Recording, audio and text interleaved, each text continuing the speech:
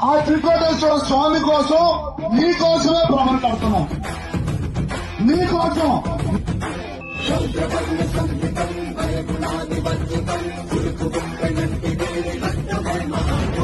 మా కష్ట నష్టాలన్నీ ఓర్చుకుని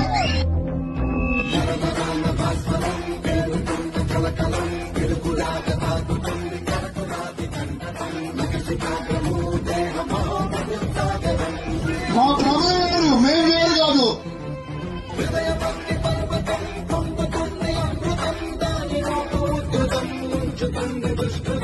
మేమంతా ఒక్కటే.